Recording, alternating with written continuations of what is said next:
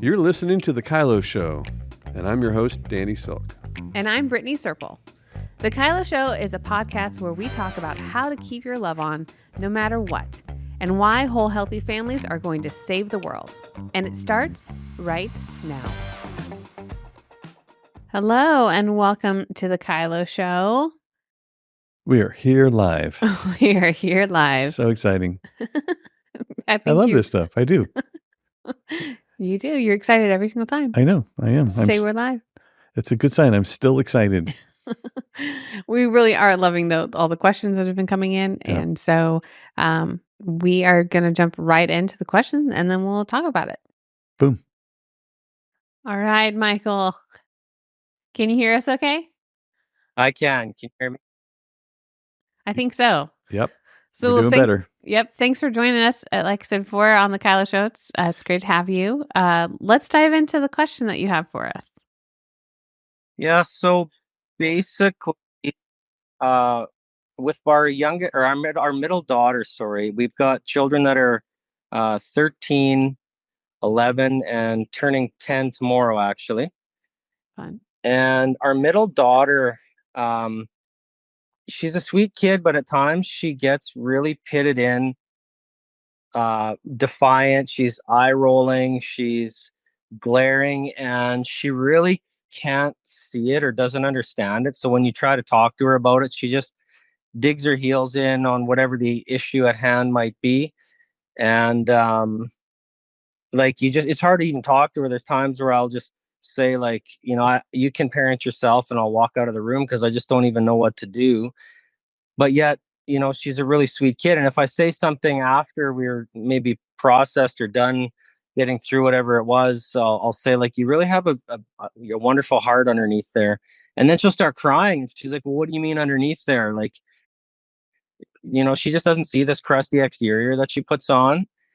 And she's like super competitive with her younger sister. It's kind of tough because we homeschool, and to make it simple, we bumped up our youngest 2 years so that they could work together. So the youngest kind of is quite smart, and they're doing the same grade level. So she gets ultra competitive with her sister, but like, she's just a lot of black and white thinking. Like, for example, the one example that comes to mind recently is, like, her older brother has a phone and he'll let the others use it at times to play a game. And Lily, the middle one, she has a Bluetooth speaker, and so she'll let everyone use her speaker. But then the one time that maybe her brother might say, I don't want you to use my phone right now, she'll just blow up and say, like, you're the worst brother ever. I hate you. I wish you weren't even my brother, and you never let me use your phone, and you can never use my speaker again. And she just, like, has this over the top reaction a lot of the times. And when you try to talk to her about it, she just does not see it. She'll dig her heels in and is just, like, defiant about it, to the point where you kind of throw your arms up and it's like, I don't even know what to do because it's so obvious to everyone else.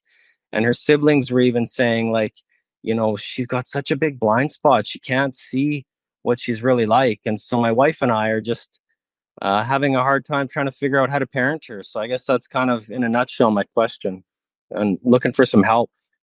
Yeah. Can I ask some follow-up questions with that? Yep.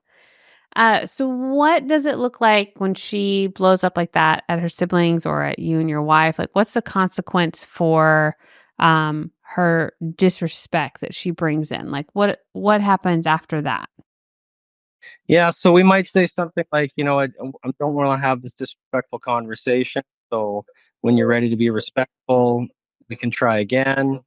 Or maybe I might try to help point out, like, or ask questions like, well, what's going on? Like, why are you seeing it this way? And maybe give her a couple of perspectives on, another way of seeing things. But there's really no room to negotiate at that point. So oftentimes we'll end the conversation. And surprisingly, when we come back again to her, she'll be pleasant as could be. Like, she doesn't hold a grudge. But yeah, usually it'll be like an ending of the conversation. If it's disrespectful, would be the main thing, I guess. Okay. So if you try and point out kind of the experience that people are having, are you asking any questions in there, like, how do you think your brother is experiencing you when you yell that at him? Yeah, we do most of that kind of stuff. Like, yeah, we'll ask what do you think these guys might be feeling when you talk way, or do you realize what your tone of voice might sound like to them? Or I almost want to video so she can see, because she really doesn't think that she is the way she comes across. But Sure. so we've asked those kind of questions about how the others might feel or think hearing her talk to them like that. We've expressed our challenges with, like, I feel really disrespected when you it's like you're the parent and I'm the child, the way you talk to me sometimes, and I feel really hurt and disrespected with that. and What about and she'll get it after a while, but sure. What about the question, what are you gonna do to protect the relationships in this house? that's a good one. I don't know that we've used that one. Because that's where, it sounds like you're doing a great job trying to help her see she's got a problem. I think the missing piece is the owner of the problem, which would be her. She's the owner of the disrespect. She's the owner of the violating everyone's environment with her extreme black and white or injustice that might happen. And there's probably some beauty in that. And as she grows, it could be used for some mighty powerful things. But if she doesn't grow in it, she just becomes this scary person in a room that doesn't realize that there are consequences to relationships when I don't own the disrespect that I bring to them. So Yeah, that's I just think about your job, I think of as a parent, because I have a middle one that is very black and white thinking. Her name is Addie. And younger version of Addie, she's a little older now. She got to we called it the Winosaurus. She would just infuse the room with either her happy or her mad or her sad. And anything other than happy was unpleasant to be around. And then she would punish everybody. And it was our job to hold her accountable to, hey, you don't get to treat everybody like this. You can have those big feelings, you can be frustrated, but you don't get to treat everyone disrespectfully and it be okay. So what are you going to do to repair the disconnect that you caused with me, with your brother, with your sister? And then it would follow up with, feel free to watch TV, feel free to listen to music, feel free to whatever, as soon as you fix this disconnect. Because a disconnect is the largest problem that we have in our house, always. And I want to make sure that the rightful owner is owning that problem. That's kind of our role. Especially, she's not 6, she's 11. She is totally able to understand and own this problem. She might need some coaching, but she also needs to know that there's a consequence if she behaves this way. And I don't know that she is experiencing the consequence that it's a problem that she's treating everyone this disrespectfully. Does that make sense? It does. And yeah, like, looking at it, I would think that it's accurate. Like, she probably doesn't get a lot of consequence for it. We try to talk her through it, but to actually get her to accept responsibility, which is difficult because she doesn't see, or maybe she does and she's not letting on, but she acts like she has no clue that she's doing. Yeah, and I would just add to this that it's not important that she sees. It's less that she sees it. It seems like you're trying to get her to agree with it, and she just doesn't agree with it. So there's the power struggle. So I would just simply say, I feel disrespected and hurt and disconnected. What are you going to do? Now she doesn't have to agree with that. She just has to realize, oh, that problem I have to solve. I have to solve that my parents feel disconnected from me. I have to solve that my brother feels disconnected from me. I have to solve that my sister feels disconnected from me. And if I don't, then I don't have the Wi-Fi code. I don't have the access to this or that or the other thing. I have created a consequence for myself because other people experience me in such a way. So she doesn't have to agree with it. She just has to be ready to own it and then go to work to solve it.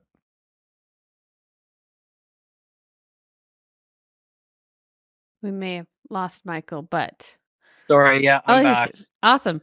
There you go. Did you hear any of that, Michael? I did, in terms of like getting her to, like, that we express how we're feeling, not what she's going to do about that. Right. You don't need her agreement. She just needs the information, which is, I feel hurt and I feel disconnected, and I'm afraid of the damage that you're creating when you act like this. What are you going to do to clean up this mess and to protect us going forward? Now, she's just been handed her problem. She didn't have to agree with it. It's just sitting in her lap. It's like when you get a notice from the bank that says, here is what's happened to your account because of your behavior. You don't have to agree with it. You just now have a problem to sort out with your bank. Yeah, and that's actually much more simple than what we've been trying to do to help her to see it. But just handing it, probably a lot easier. Right. And I would change the word see it to agree with it, because Right. she feels so powerful disagreeing with you. Mm-hmm. So I'd step right out of that power struggle, and I wouldn't set it up to need an agreement. I would set it up as ownership of a problem, and you have the keys to free her from the consequence. Mm-hmm. You know, once she gives you what you need, then you can give her what she wants. And what you need is great respect for her brother, sister, and you guys. You need great respect for that connection. Once she gives you that, then you can give her what she wants, which is, you know, freedom to go this, that, and the other place, or be online or whatever. Yeah. And so the consequence would be making her wait for things that she would like to do until she cleans that mess up in real time. 100%. Yeah, I mean, you just figure out what it is that feels right, and you know, which is whether it's her devices or she wants to go to a friend's house. Hey, feel free to go to your friend's house as soon as you figure out what you're going to do with that big disconnect between you and mom, between you and your brother. Hey, I'm sure your brother's more than welcome to share his phone with you, but I'm pretty sure he feels disconnected from you in the way that you're talking to him. And I don't know why he would have to share that phone with you until you figure out how you're going to restore that relationship. And the other thing you want to make sure is that she's not just going, sorry. Because that's not repentance, you know? And so you might have to coach your other kids in what is it that you need? You know, what did you experience from your sister? Does that feel like she's sorry? How do you feel safe in this? I mean, you're trying to help them feel powerful to set that same boundary with her, which is, you just saying sorry doesn't mean that I believe you. I need to feel cared for. I need to feel respected. I need to feel like you're not going to say really hurtful things to me if I say no to letting you use something that's mine. So it's just it's a bit of a journey, but it's giving her the opportunity to own her problem. And then it sounds like you guys are a pretty connected family, and I bet it would just increase the connection in your family, is that she gets to manage the problem that everyone's experiencing, which is her disrespect. And it's a great lesson for an 11-year-old. Self-control is a great lesson, because she's headed into adolescence when there'll be lots more to control. So, you know, this is a great time for her to learn to manage those big feels and not getting her way, because at this point, everyone's afraid of being punished by her when they don't yield. So the son and the other daughter are being trained to be manipulated by upset people. So they are also going to have to learn how to tell the truth, set a limit, confront, and feel powerful around an upset person. Yeah. Okay. Yeah. That's good. And That make I would sense? just, I would rehearse this with your spouse, especially if you're on the front lines together. Most parents are. You Yep. know what's going to happen. It's not new. It's pretty consistent. So what's the plan moving forward? And walk away from being the lecturer to the empowerer of owning the problem. Perfect. I love it. Yeah. Fantastic. Great question, Great Michael. question, Michael. Can I tell you one quick funny story about her? So as a consequence, once recently when her brother and her were arguing, I asked them each write me an essay on what they were going to do to change their behavior and take some steps forward. So my son wrote the eloquent, beautiful, exactly what you want to hear. And she wrote a full page on justifying why she was right in her act. Like I said, She's a lawyer. Yeah. You have a powerful young woman on your hands, and she just needs some great guidance. So I would lean into that and go, how do we make this and steward it for good? Awesome. I love it. Yeah. And be ready for a standoff, because she may just say, I'll go on a Wi-Fi fast. I won't clean up my mess. You can't make me. You're like, I'm not going to help. I'm not going to make you. I just take your time, sweetie. Take as long as you need. Don't try to force her into anything, because this girl is willing to sacrifice her own life to win a power struggle. Yeah, she really digs her heels in. When she is praying for someone, she'll dig her heels in, and she's a little prayer warrior too. So there is that positive aspect to it. But yeah, great. She will sacrifice a lot to stay on her side of the fence. Yeah, that's awesome. Thank you, Michael. That's so much. All right, you guys. Great question. Bless you. Thank you so much. Enjoy your trip. See you later. Bye. Oh, the joys of parenting. I know. And those power struggles. World changers. Raising world changers. It's a good thing that I was never that stubborn. I know. It's a good thing we never had to get good at this stuff. I didn't give you anything to do. Yeah. I was so cake. I was easy peasy. Yeah. I think that's how Mom says it. I came out and I was just an angel. Isn't that normally how she describes that? Yeah. That's what telling her what's up, I think, is what she says. Yeah. That's close to the same. Yeah. Michael's walking through consequences piece and knowing which consequences correct and appropriate. I often refer to what we control as parents is permission, opportunity, and resources. And so everything that I'm trying to put in as a valid consequence, where does it stand? Does it fall in one of those categories, if you will? I'm not a big component on, essays, maybe because I don't really like essays. But I think that for me, when I think about the consequences, I want it to feel impactful. So if my child is being incredibly disrespectful to their sibling, the consequence I want them to experience is, almost, you can't treat people like this. You can't be okay with being so disrespectful and expecting that to be acceptable in any relationship. So I love when there's opportunities of birthday parties or different events where they go and hang out with their friends, and I get to put in front of them their relationship with their sibling. Hey, I would love for you to have a great time at that birthday party as soon as you figure out what you're going to do with how you handle the situation with your brother. Because that was super painful to watch. It was super painful to see the way you were treating him. And I don't know what you're going to do, but you can go to that birthday party as soon as you've cleaned that up. And it's not just a sorry to your brother, because he might let you off, but then you got to come and talk to me. Totally. Because I was really scared for my son watching him be treated like that. And so now you got to convince Mama Bear, not just Baby Bear. Absolutely. Yeah. Absolutely. And the consistency of even how you helped him see that they're searching for agreement.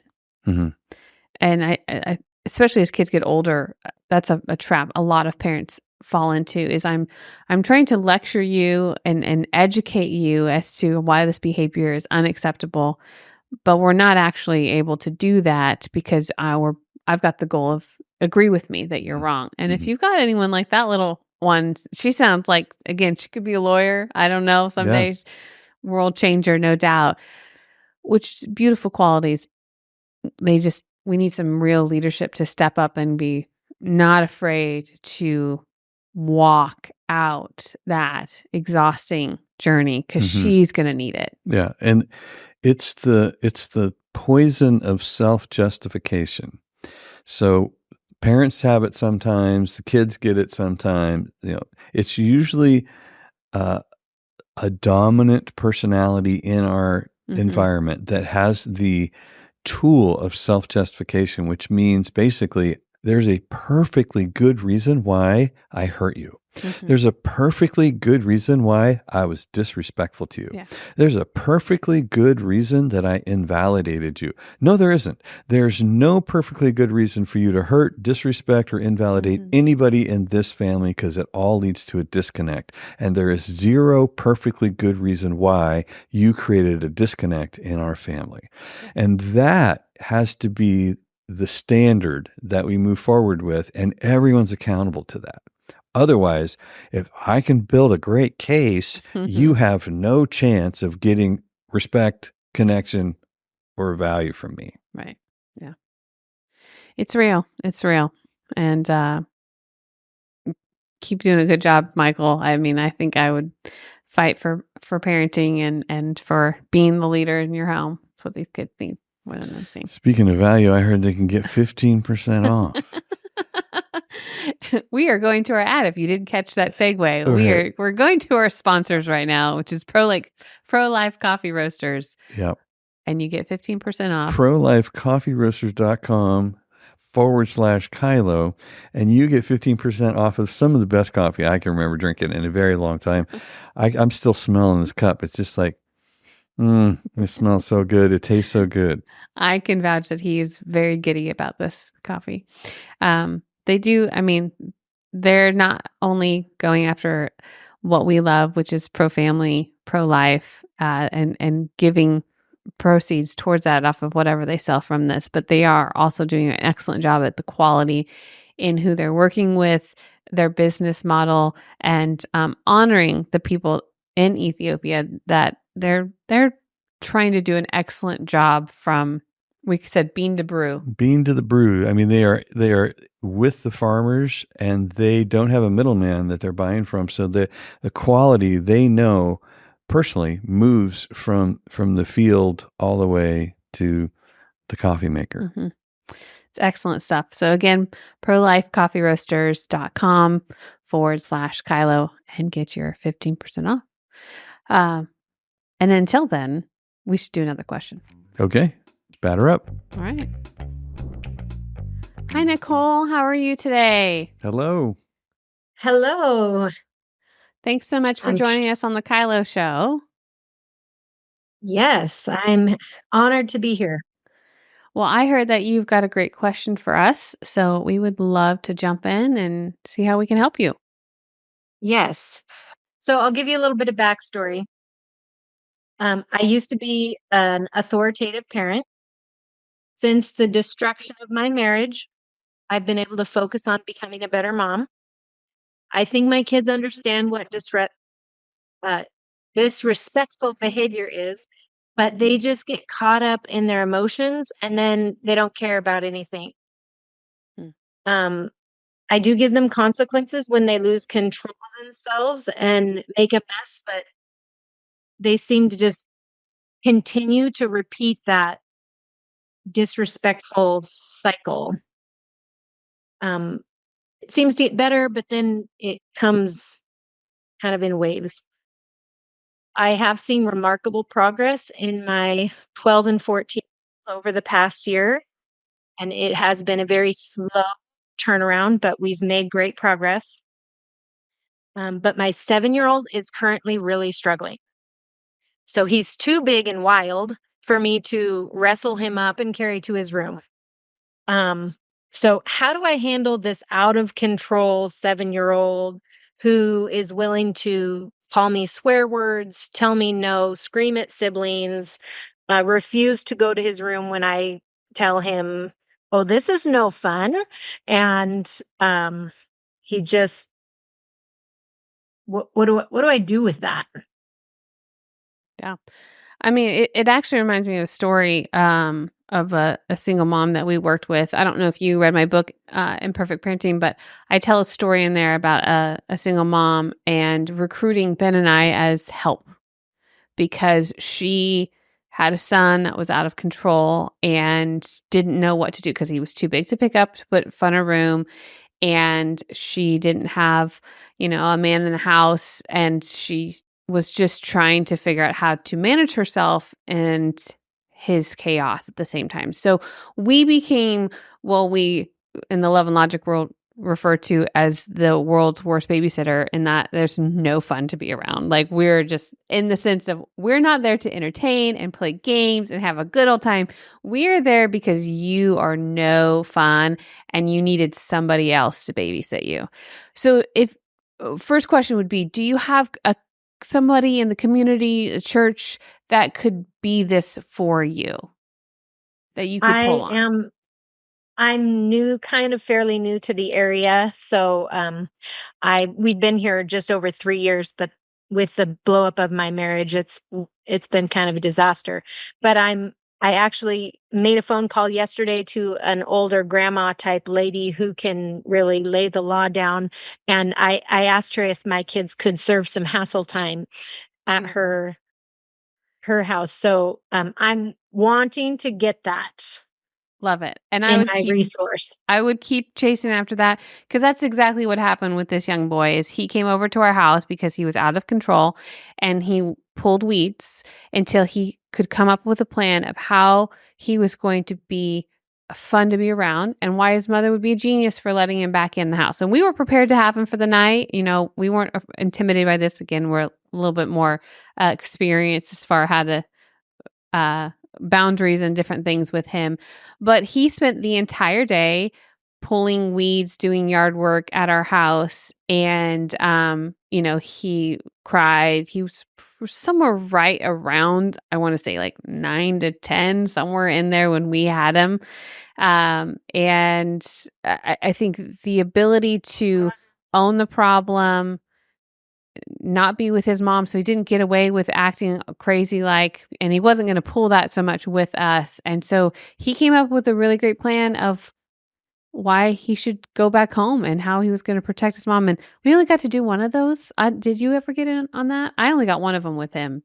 You did it for a bunch of different kids, so he's probably got some great stories. But yeah, I just remember we only did this once, and he's like, those people, I don't ever want to go to their house ever again. Yeah. And that's the trick. The trick is that it's not Aunt Molly's Disney World. It's Grandma Gretchen, who's straight from Germany, that does not care if you are enjoying her. And, there has to be this recognition that it is a privilege to be at home with my mom. Mm-hmm. It is a privilege to be around my mom. I have to bring my best to, and I have to want to control myself. So, I mean, there's that. When it escalates to this place, then everybody piles in the van, and we go to Gretchen's house, and then Gretchen comes out, and if we have to scoop him out, we do, but we drive off without him, and Gretchen is there, and she says, "Well, I guess just me and you, kid. You want to come in the house? I got some water." And so he's not going to give to Gretchen what he gave to you, because he's not nearly as comfortable with her. He does not know if she would kill him if he did that to her, right? He does not know. He has not pushed her to that level. So he's not really sure what's going on. And that's for Gretchen to work out with him, and she will. The other thing, though, really is he is introducing unacceptable levels of disrespect and out of control behavior. So on the other side of that, just imagine if at 7 years old, he decided to poop his pants in front of you. He just poops his pants. You're like, oh my gosh, what a mess. You would not hose him off. You would not clean it up. You would go, dude, what are you going to do? Oh my gosh. And that's what you want to, begin to create responsibility for him so that after he pulls one of these disrespectful stunts, on the other side of it, he now has a huge mess to clean up. He has now got a mom who is hurt and is scared.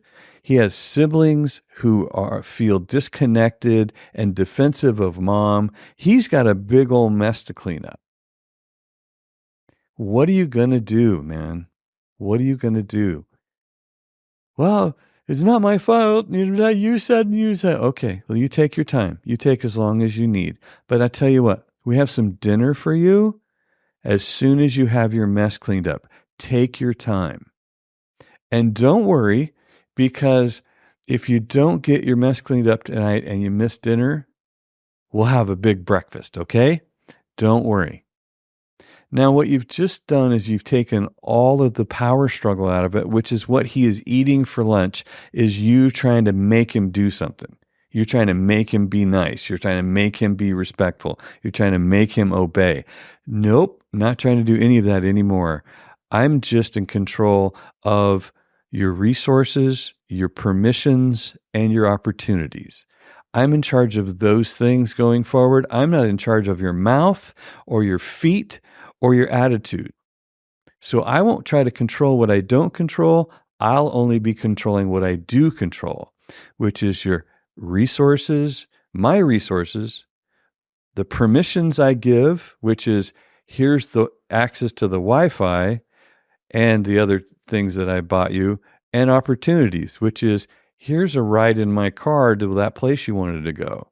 Whatever it is, I control those things. I don't control your mouth, your attitude, or your feet. I don't control any of that. So you begin to focus on what you do control, and you stop trying to control what you don't control, and you win. You win the power struggle because you're just trying to control yourself. You're not trying to control a 7-year-old who's out of control of himself. Does that make sense? On a good day, I can control myself when he is out of control. Right. On a good day, Yeah. you can tell you what to do. Mhm. And so you stay focused on, wow, dude, that was something.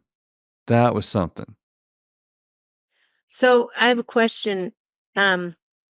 I've done that before, what the scenario you described. And after I went to bed, he raided the pantry. Yeah, they have these things called locks that you could buy. You know, I mean, if that's what if you're concerned at all about that, then that's what you do. You just say, I manage my food. It's not your food. It's mine. I bought it. If you'd like access to it, I just need you to take care of what's important to me, which is you cleaned up your mess with us. But if you can't get him to clean up his mess, then you can't get him to do his homework, and you can't get him to help around the house, and you can't get him to be respectful. So, we knock down one dragon at a time, but the main one is that he is going to tend to the disconnects that he creates around him. Yeah, and I think that, recruiting your friend, coming up with a plan, and removing the power struggles, because that's where he feels super powerful, and those are some winning combinations probably to work on. And you'll have little victories that lead to the next thing, but he needs to believe you, and there's not much believability that he's got right now because he's not found a consequence that feels weighty enough. Yeah, he doesn't believe you're powerful enough to set a limit with him. Yeah. So just control what you do control and don't control what you don't control, and set him up, and he'll he's 7, so he's got a lot of life to learn. He's got a lot of self-control to learn. He's got a lot of responsibility to learn.